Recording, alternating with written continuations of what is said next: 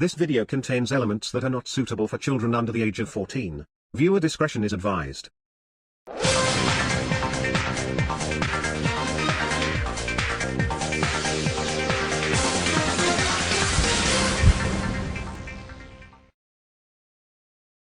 King of the Railway and Series 17 each turned out to be a surprise hit, so could Andrew Brenner and co. live up to their promises and step up their A game for the 30th anniversary of the TV series? Well, they did bring forth Tale of the Brave at the start of September 2014, a heartwarming story about friendship and bravery. And while there were people who loved it, there were also people who didn't like it for rather nitpicky reasons, most likely due to the lack of returning characters. In retrospect, that should have been a red flag toward the fandom's behavior that we're seeing today. But then we got Series 18, which would go on to prove that Series 17 wasn't just a lucky break after the Nitrogen era. There was a continuing talent behind the writing staff that built a large railway station on the foundations that the previous series had left behind. I don't even know where to begin. I mean, I could go on about how many great episodes Series 18 had. Old Reliable Edward, Thomas the Quarry Engine, No Steam Without Coal, Not So Slow Coaches, Last Train for Christmas, and my favorite episode out of his series, Duncan and the Grumpy Passenger. That episode, in retrospect, is the perfect metaphor for the Thomas fandom in the form of the titular Grumpy Passenger himself. Not to mention how relatable this episode and its moral are on a spiritual level. If you try to please every pony, you oftentimes end up pleasing no pony, especially yourself.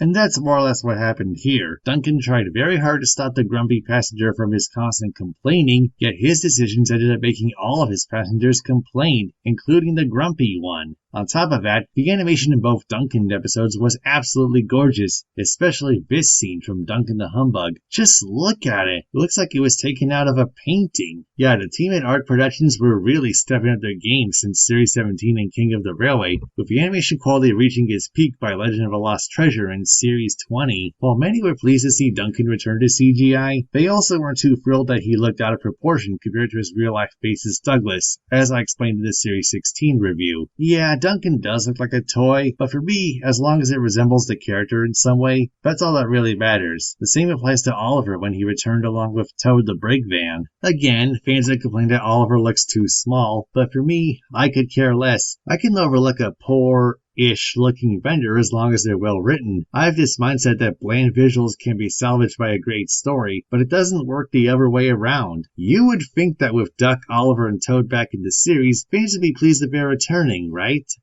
A good number were pleased, yes, but sadly, whenever the Great Western duo turned up, probably the most infamous example being Spencer's VIP, another good number of fans also started to act rather picky and entitled, even going so far to accuse the appearances of Duck and Oliver as being fan service. Let's not forget that they were the same fans who complained during Series 8 through 16, barring the 12th, that they didn't turn up at all. Come on, people, do you want them back or not? Make up your damn minds.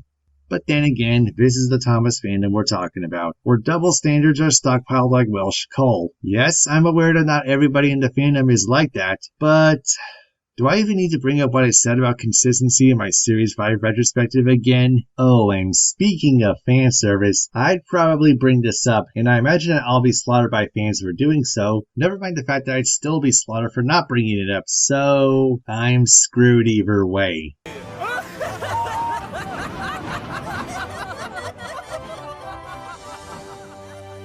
This right there, folks, is a prime example of everything going so brilliantly, but at the very last second, almost literally in this instance, fans get pissed off. It's safe to say that Emily was rather unpopular during Series 8 through 12, or 8 through 16, depending on who you are, not only because of her unnecessary personality change back then, but mostly because of her replacing, and I use that term loosely, mind you, Duck.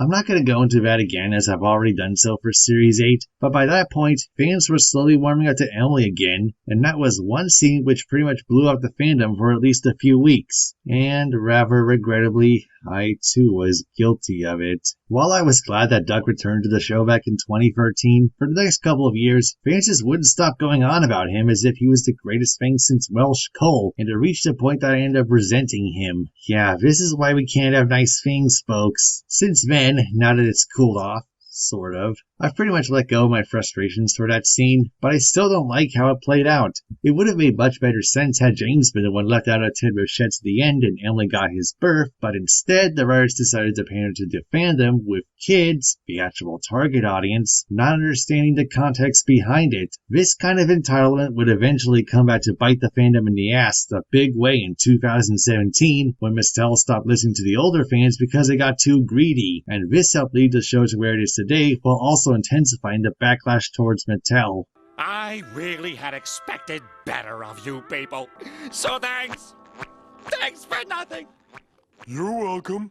So yeah, both Mattel and the fans are at fault. As for the other episodes, we had an episode serving as an interquel to Tale the Brave with Toad's bright idea, showing what Gator and Toad had been up to on the night of James's Flying Kipper run. It did have some plot holes like Percy and Gator suddenly going on different routes after seeing James derail, but it was still a nice little experiment and it shows what I like about Davey Moore as a writer. His greatest strength lies in character interactions. Gator and Toad played off one another really well. As mentioned before, the episodes on the DVD Spills and Frills were intended to be part of Series 18, but they were pushed forward to Series 17 instead, meaning that the episodes on Dials and Discoveries, which were going to be part of Series 19, ended up on Series 18 instead. Yet, strangely, those episodes ended up being part of Series 19 when it aired on television. If we were to continue this pattern, that would mean that Start Your Engines was going to be a part of Series 20, and Extraordinary Engines and the Glenn Duology were going to be part of Series 21, and the latter two episodes are part of the complete Series 21 on Amazon Prime in the UK. With Spills and Frills becoming part of Series 17, it's no wonder Series 21 got cut short, and fast-tracking the Adventure Begins into the production schedule didn't help either, but more on that next time. For the first time in the show, after having a face in Thomas and Victoria, Henrietta finally gained a permanent face for Series 18, making you wonder why it didn't do so from day one, but still, it was a fantastic decision by the team, giving Toby more to work with, almost making him and Henrietta the railway equivalent to a married couple. Maggie Aldenshaw's voice performance as Henrietta really completes the character. Speaking of celebrity voices, we had two from Tale the Brave returning for Series 18, Clive Mantle as Gator, and Olivia Colman as Marion. I'll start off with Gator since both the special and this series were the only times he ever appeared in the show. I really loved his character back then, and I still do to this day. Clive's performance adds a bit of warmth to Gator's character, and his friendship with Percy was one of the best of the entire franchise, something they tried to replicate 2 years later with Thomas and Nishima in The Great Race, and failed to see what made it work. We also know enough about Gator to understand who he is. He has a fear of heights, but when he sees Percy cross the soda suspension bridge without hesitation, Gator decides to follow his lead and cross it himself. It's a very heartwarming scene from the special. On the humorous side of things, there's Marion the Steam Shovel. Sharon Miller and Olivia Colman knew how to ham up her performance, and Olivia steals every scene she's in, from her debut in Tale the Brave all the way up to what Rebecca does in Series 22. Marion did return in Emily's Best Friend for Series 24, but by the time that series had entered production, Olivia was most likely busy attending the Oscars, so Marion was voiced by Lucy Montgomery instead. But honestly, I think it's hard to tell the difference. Lucy's impression is pretty spot on.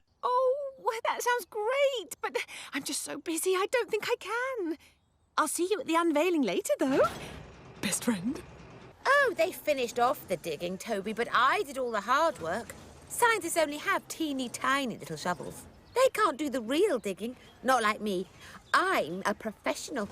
Marion is also one of the most three-dimensional characters in this series. She's chatty, clumsy, playful, and a bit absent-minded, but at the same time, Marion knows when to be stern when Bill and Ben cause trouble and make fun of Timothy. And speaking of whom, Timothy is probably the least interesting out of the 2014 newbies, even more so than Porter. Timothy seems to work best when it comes to Bill and Ben's antics, but even then, there's only so far he can take it as he's barely evolved that much as a character. I'm not saying that Timothy is a bad character, but it says a lot that Reg, someone who's stuck at Croc's scrapyard, brings out a lot more in terms of character. I mean, seriously, who would have thought that going there would be a bit more cheerful with someone as lively as Reg? It's almost contagious if you're not careful. Finally, we come to Samson, the capitalist tank engine. He started off pretty good in Samson at Your Service, frustrated that everyone wouldn't stop reminding him about getting lost on his way to Ulfstead Castle, but learned that it's okay to ask for help. But then they threw all that out the window and Samson sent for scrap, the worst first episode of Series 18, which makes Samson less proud and stubborn and more like an idiot who can't tell a pile of scrap from a car with a flat tire. And you would think after the introduction of Bradford in Series 20, they would do more of Samson and make him more likable, but